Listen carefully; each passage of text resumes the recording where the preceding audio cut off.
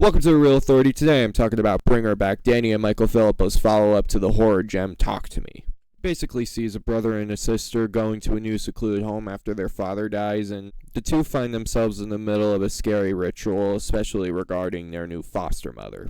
I'm not sure if I could say anything else without spoiling it, but, I really did know Bring Her Back was going to be good, but the fact that it's this good really puts a shock on my face. I can't even say smile. This movie does not leave you happy. And not all movies are supposed to leave you happy. I understand that, but damn. Talk to Me was really good. I really did enjoy it. I do think it's one of the best horror movies of the decade. Definitely the best of 2023. But in a world where sometimes directors peak in their first film, how the hell did they make another gem? And I will be honest, a lot of that has to do with the acting. Actors like Sora Wrong, Jonah Ren Phillips, and Billy Barr absolutely give stellar performances, but Sally Hawkins was phenomenal. Oh my god.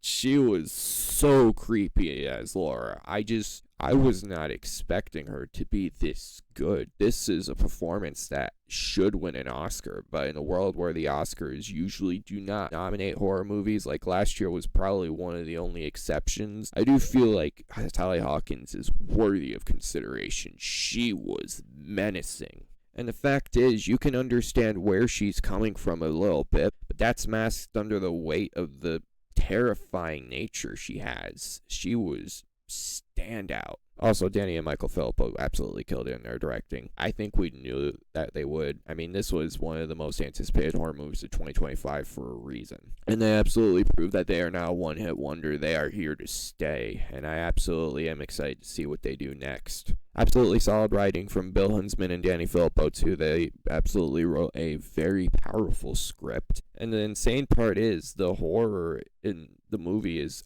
actually really effective. I was stunned. And granted, I see a lot of horror movies, but this was one that really had a hook on me. I don't want anybody thinking that they can just watch it casually. No, you have to know what you're getting into, or be open to the possibility of being subverted, because I feel like that's essential in order to fully get this experience, but more importantly, just survive it, I guess. This was freaking disturbing. This was I was shaking a lot. This was effective horror. I don't think a horror movie I've seen has been this effective, honestly. That's not to say that it's peak horror, but I do think it's one of the most effective horror movies I've ever seen. I think it might be the most, because the only other movie that I can think of that had this much effective horror was Nosferatu. If you need another one, I guess I'll throw out Smile. But man, this movie really did scare me. I was absolutely uncomfortable during it, and that may turn off some people, but I really do feel it's a strength that the movie uses to its benefit. And I also do feel that the pacing of this movie was really solid, in a way that I was not expecting. At first I wasn't entirely engaged, but the movie just sticks with you the more it goes on, and it just becomes something. I don't even know how to explain it. It just holds you.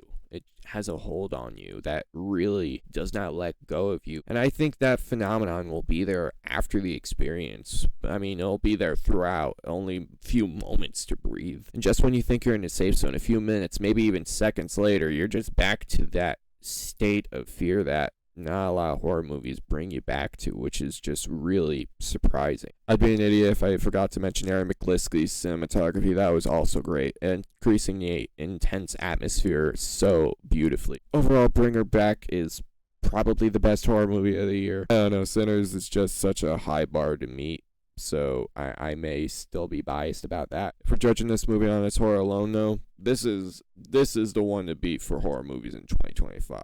It doesn't rely on horror movie stereotypes. It tries to build up an atmosphere that does not scream mainstream horror movie, and that's where I feel it's at its best. This is definitely one to watch, especially if you're a horror movie fan. And an easy decision The Real Authority approves. It absolutely works, and I don't even know if my words can fully describe it. You should definitely see it. Of course, prepare yourselves. Do not watch this casually. The Philippous are definitely directors to pay attention to.